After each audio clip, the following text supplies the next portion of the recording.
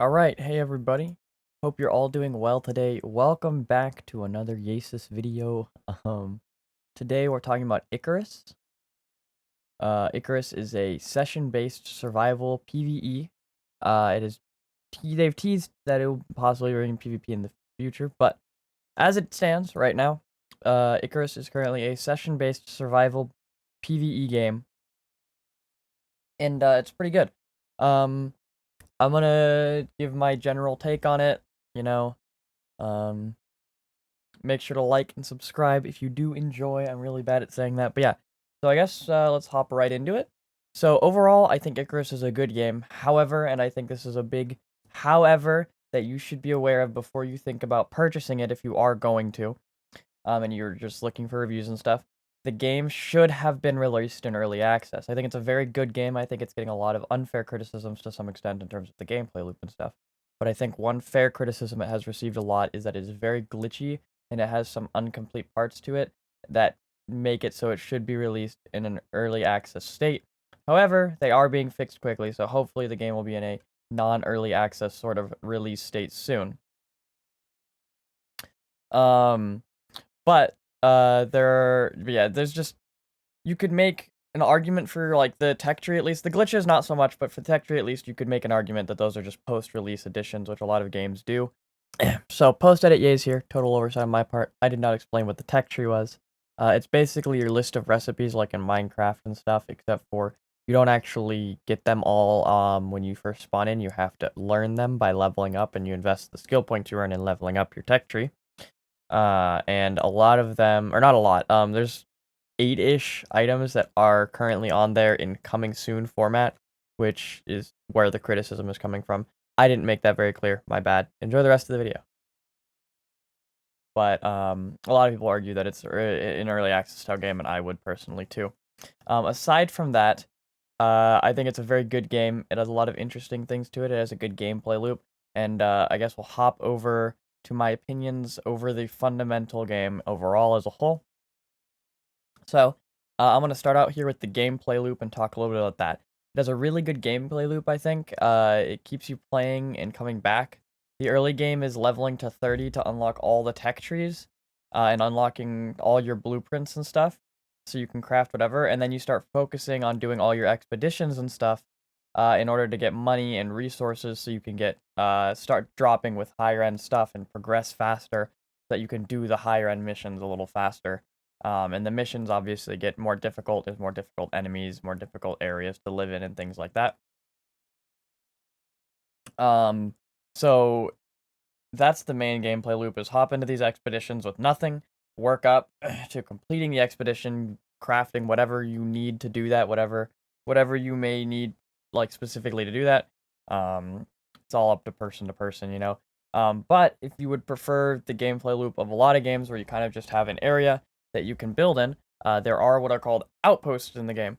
And outposts are just an area that are permanent, that is pretty large, decent size. I haven't been on one yet, but from what they said, they're decent sized. And it's essentially an area that's just permanent. You can always go back to it, and you can just build a giant base and stuff and do whatever on it and start farms and things, and just sort of have more fun with it. You don't have to worry as much about, permanent game effects and stuff like that. So those are the two gameplay styles you can sort of choose from: is the normal survival where you kind of just survive for whatever reason, or for fun and build cool stuff, or you can play the sort of survival Icarus loop style gameplay. The world the game takes place in is interesting, and it has a really good difficulty curve. You start off in these kind of safer areas, and in the forest, and the kind of most dangerous enemy there is a bear. And you start to slowly expand into the Arctic and desert as the game gets harder. Um, and so you'll like take missions where you have to go into the desert and get fuel or something, or you have to go into the Arctic and get these parts to this thing, but you have to worry about polar bears and stuff, and so it gets a lot harder. And there's giant sandworms in the desert and stuff. And then when you start to get extracting exotics, you start to see some alien life and stuff.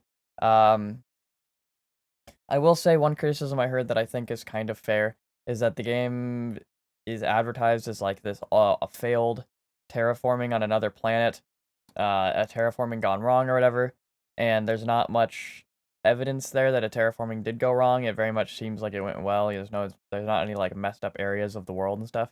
And it could just be that I'm a lower level and I haven't gotten far enough with the game, but that is not something I've seen yet in the game. So if that's what you're expecting, at least it won't be there in the beginning. It might be there later, but um the story has a lot of depth and really cool lore. So if you're into that stuff, it's really cool. But all the depth and lore in the story is what ends up behind the systems of the game. There's not Nothing's there for no reason. Everything is designed intentionally with a story behind it. There's a reason that your character's on the space station. There's a great reason you're dropping with primitive resources and no tools and stuff, even though you're an advanced space alien civilization that's traveling to other planets. But I mean, I'm not going to dive into the lore because that's not what my channel is about. But it is something that exists and is in the game, and a lot of people really like lore. So if you're into that, it's there, it exists. Something I really like about the game is moving on to this, is the customization and the depth of the skill tree. It adds a lot to the game. You can build a diverse team of up to 8 players, by the way. I forgot to mention that. The game is up to 8 players on one world. And you can build a diverse team of players. So you can have someone who's good with the bow, someone who's good with the spear, someone who's good with the knife. You can have someone who's good at building stuff, like it builds it for cheaper and can carry more construction stuff. You can have someone that's better at hunting and skinning. And you can essentially build a team of players who have unique skills that are specialized to how they play specifically. All the weapons have their own value. The knife is really good for quick damage. The spear has a bit longer reach and can also be thrown if need be. The bow is slower damage, but you have that range, and you have some crowd control abilities where you can stop and slow enemies, which is really nice. And of course, guns are just really freaking strong and deal a lot of damage. So that's sort of what they go. I haven't got my hands on one yet, but I'm working towards that right now. I've just been kind of busy lately.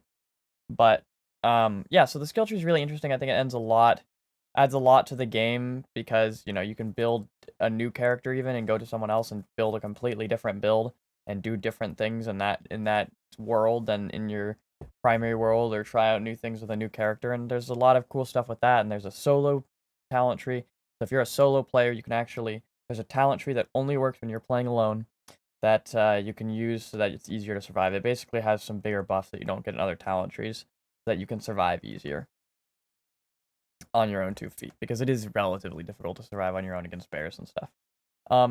The game has a good progression speed. I think it could go a little faster in terms of leveling and stuff, because sometimes there's like a 3-hour period where you're kind of just trying to level through 5 levels type of thing, because you just want to unlock the next tier of upgrades. So yes, I understand that that's a grind thing and it makes sense for a survival game, but I think it could be just a little faster.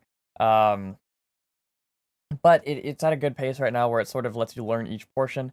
You unlock iron tools and you just have to smelt iron to get those, and then you unlock steel tools, which you now have to use, or yeah, you have to unlock steel tools now, and you have to use a steel bloom, and then you have to make steel bloom in the mortar and pestle, and then go in and put that in a stone furnace in order to make steel or steel ingots. And then with aluminum, there's a whole other process for aluminum. Basically, the higher you get in the talent tree and the more advanced your tools get, it becomes more and more of a process to make them. So it's a higher reward for learning how to do these things harder. And there's lots of interesting stuff you can learn. You can get tools that keep cave worms from spawning. You can get things that help so you don't get as many diseases, and you get better armor and better weapons, obviously. And you can sort of build a really cool base with like lighting and stuff like that, and wire it all up with electricity and things. But yeah, it just takes more and more effort the higher you get. You have to make gold in order to make electronics, so there's a ton of stuff to it, and the crafting tree goes pretty far, and I find it really cool. And I think one of my favorite things of the game is at the beginning you continuously drop with nothing until you make the money to buy some of these like tools off of the shop at the workshop on your spaceship. And it's sort of this thing of, until you get that, obviously, right? Like that helps a little bit get rid of that experience, but it's sort of like you drop in and you urgently need to get building and prepared to survive, because there's storms and creatures that will kill you. And so I think it's a really neat gameplay loop that keeps you in the feeling that you're in a survival situation every time you drop, and you don't get into this sort of situation like in Ark and stuff as quickly, where you kind of just get so powerful that you're not worried about anything. But I really enjoy that gameplay loop of, you know, you lose everything, go up, and then redrop again, and go through that loop again and again in different missions, right? Like, you know, the missions get harder, you have to build up a certain way or go build a new base somewhere and things like that.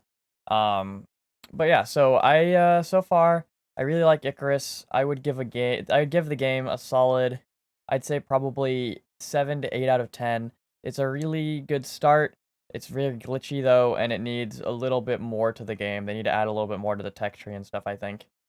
But overall, I think the game's pretty good so far. I've had a lot of fun with it so far, and I definitely don't recommend buying it yet. I'd wait until the glitches are patched out. But once they are, 100%, definitely pick up the game.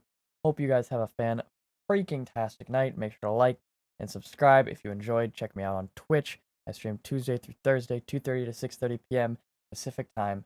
And this is your boy Yays. Peace and out. I will see you guys in the next video.